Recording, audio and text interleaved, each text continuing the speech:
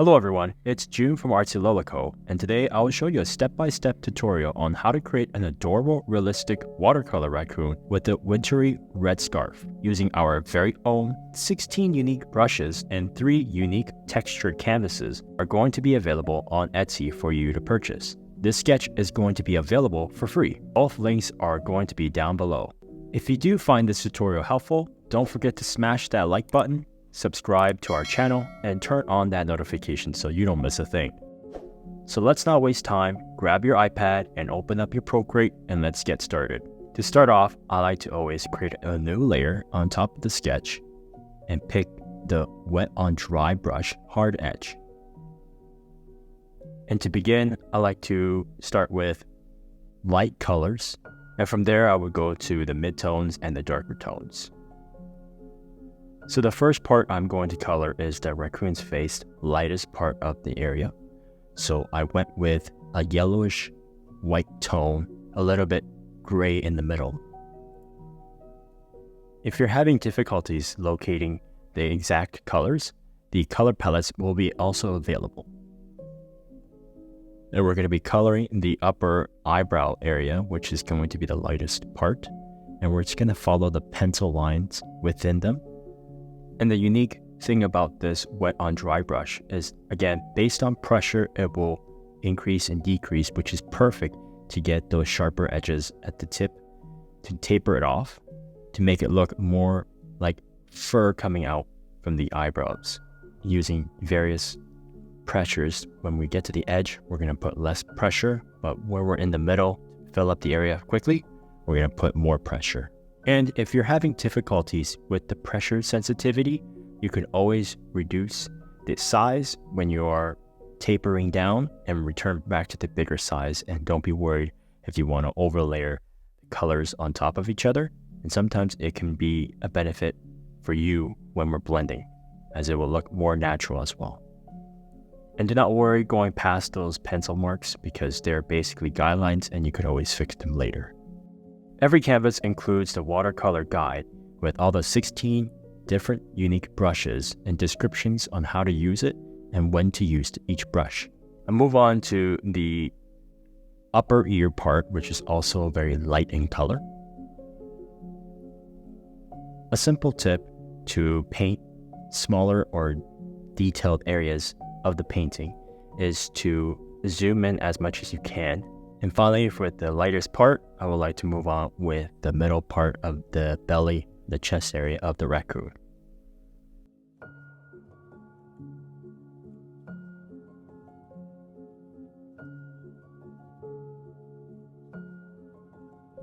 Now I like to go with a mid-tone color that is a bit darker than the light, a bit more grayer, just right above the eyebrows.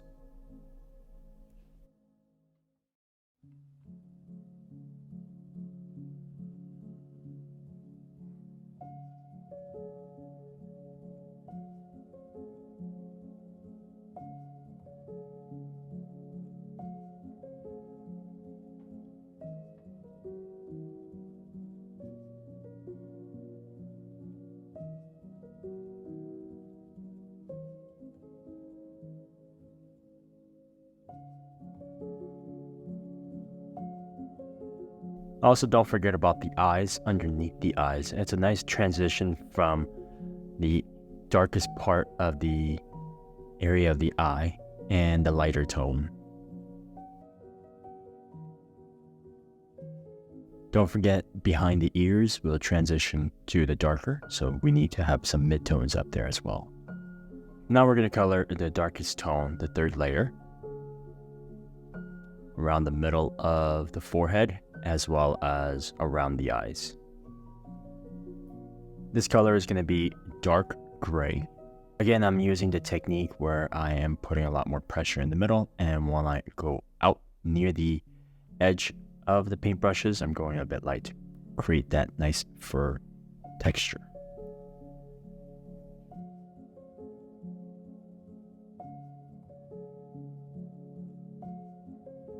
Moving on to the eyes, I will use the wet on dry again and pick the darkest tone I can find, which is black. zoom in and go in a circular motion. And I would like to leave a small white part of the eye to give that reflection of the light.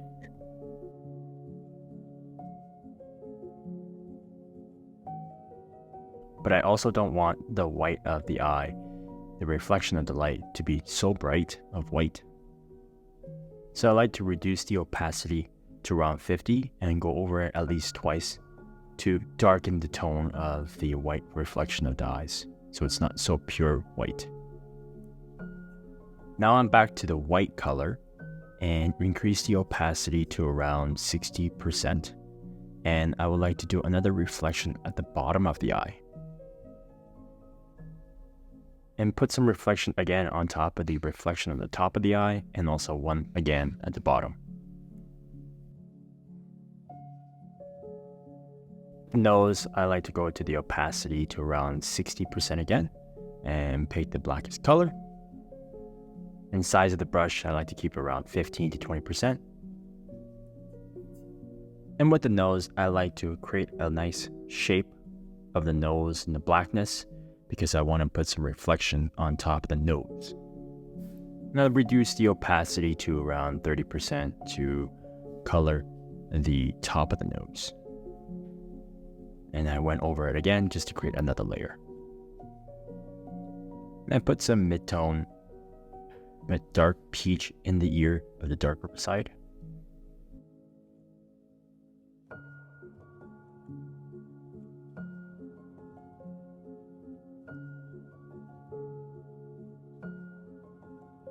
Once the light tone, mid-tone, and dark tone are completed, with this Raccoon painting, I like to go a little bit darker with the eyes to bring some focus to the eyes. So create another layer, and now we're going to go a little bit darker than the eyes that we already have, and go full opacity. Now following the general direction of the eye fur that we're going towards the side. And don't be afraid to paint over the eyes, because we could always clean it up because it is on the top of that layer.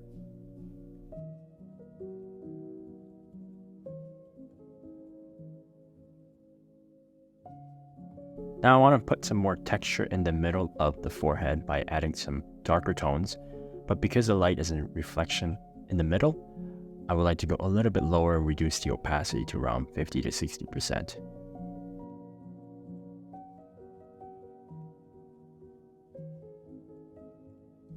Once that is completed, we're going to move on with the scarf coloring. And I chose the red color because I think it fits really well with the February colors and this raccoon as well. So from red, I like to go with the lightest colors to start with. So it's a bit pink. And I chose to reduce the opacity to lighten up the pink a bit more. And once you start coloring, you always want to work in multiple layers. Just in case you want to change the color, you can always change it after. And controlling the opacity on the left side of the toggle is great to be experimental and trying different colors.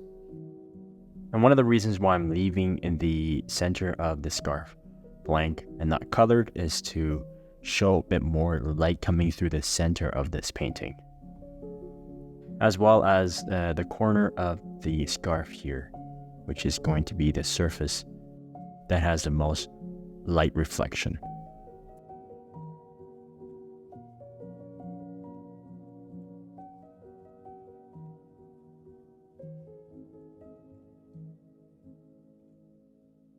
Moving on to the mid-tones of the scarf, now create a new layer. And now we're going to start adding again on the edges of the lightest part of the scarf.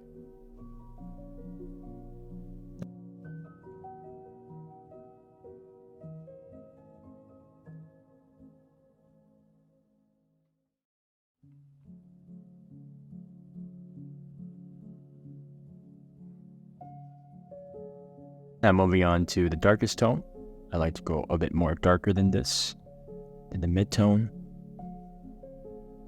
Now adding the darkest tone creates a lot more depth, and if you want to go over it one more time or twice or three times on top of that single layer, will increase the darkness of it, so you can play around with that, just like this.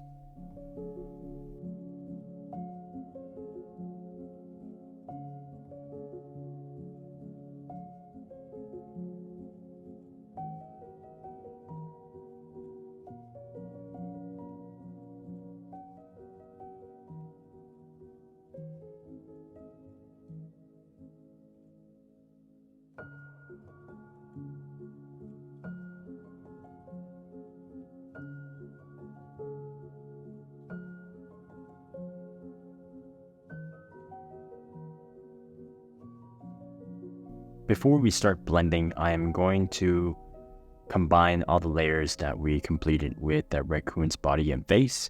Combine the layers together. You just have to use your fingers and pinch the layers that you want to combine. Make sure you select the layer that you want to blend in. So now we're going to click the Raccoon's body and face and move on and start with the moving blend. Before I start blending, I also like to reduce the opacity of the pencil sketch because it will help you actually see what is being blended rather than seeing the pencil marks in the background. And the reason why I like to start off with the moving blender when we're blending the mid-tone, light tones, and the dark tone is that it's not so harsh and it still leaves a nice layer of mixture of colors without blending too much. And once we're going into smaller areas to blend, we can always decrease the size, just like the ear area.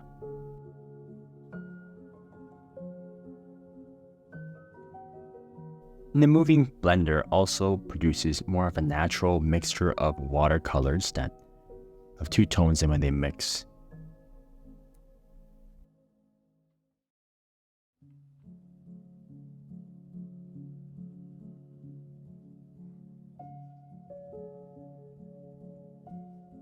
But with the regular blender, as you can see, it is very strong and it will smudge a lot more easier. But it's great when you have smaller areas where you want to mix the colors, just like the ear area.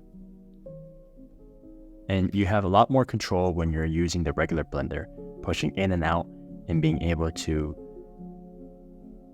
pull out the darker tones into the mid-tones and to the light tones, or vice versa. We're now going to start blending in the scarf area. So I like to start with the moving blender again and begin with the lightest part and then mid-tones and then dark tones. You could always experiment with the size of the moving blender to have better control.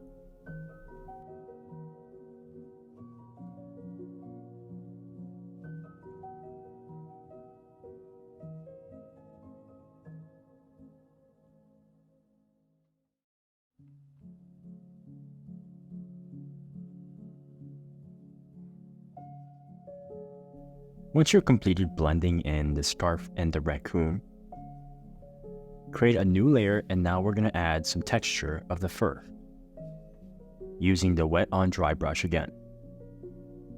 Now just hover over with your finger with the color that you want to use in the area.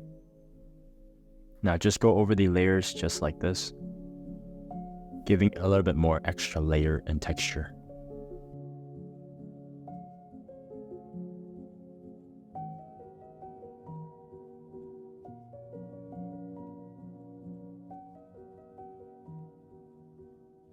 Same thing with the midtones. Just adding a bit more darker texture on top of the layer creates that water stain look as well as some depth and value. I also colored the darker tones into the eyes and the forehead.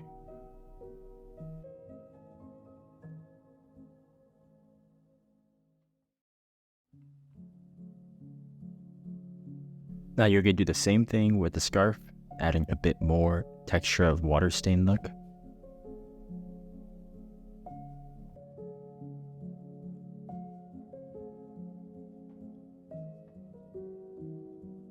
Now this raccoon has a lot of fur and a bit more detail than other paintings, so I'm going to choose the fine line brush.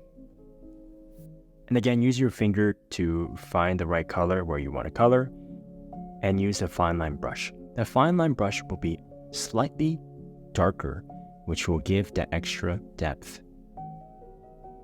without you adjusting the colors to a darker tone. Just follow along what I'm doing here, where I'm adding 1 to 2 to 3 lines of fur in the direction where the fur would go along with the face of the raccoon. And I also like to color in the edges of the fur to give it that depth and value look. And the fur on the nose of the raccoon is going to be pure white, so I'm going to change the color to white and color along on top of the nose with a little bit of fur.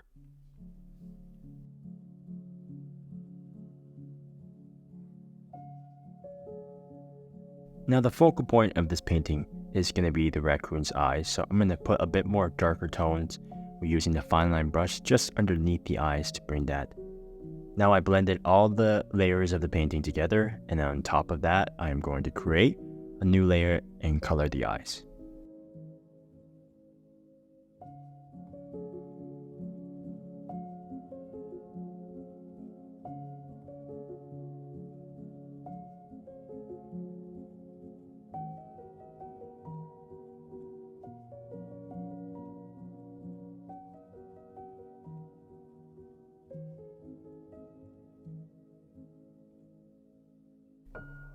And let's not forget the white whiskers, so you're going to use the same fine line brush, use a white color tone, and color in the whiskers. Some of the whiskers are going to be short, some of them are going to be long, and just follow along. Now putting the fine details into the scarf is actually easy. We're going to go a little bit lighter in the center because of the light reflection, and go darker as we go through the outer parts of the scarf. So I've reduced the opacity to around 30% because I want the center to be very light. And the lines in the middle are going to be more separate because it's a bit closer to us. But as we go further away through the end of or back parts of the scarf, it's going to have more lines to give that curvature look. And as we progress, we're going to increase the opacity to make it darker when we get closer to the edges. Now there will be a lot more lines in the edges of the scarf because we're coming close to the curvature of the scarf.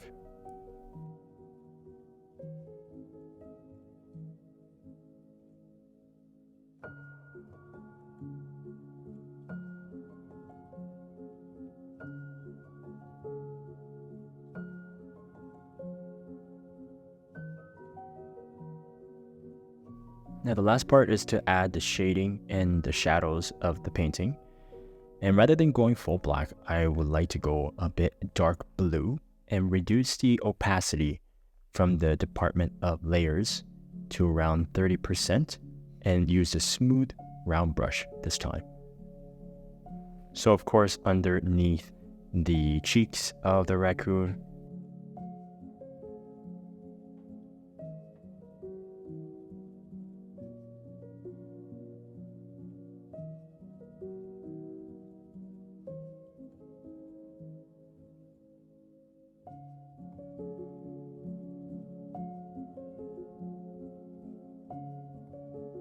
behind the ears, underneath the chin where the scarf is, there's going to be some shadowing,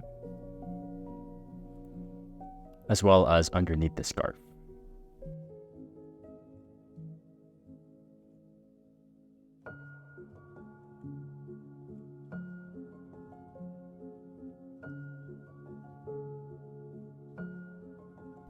Now I went back because the shadow's a bit dark, so I reduced it down to around 10 to 15 opacity level. Now it's all done here, but to remove the washi tape, select the washi tape and select the eraser tool and pick any brush that's big enough. For example, I use the oil brush that is the default from Procreate, and just start erasing to get that nice satisfying feeling of taking out the washi tape when you're completed the work. And lastly, you just remove the pencil sketch and that's it. Thanks for watching everybody, And if you have any questions, please comment down below.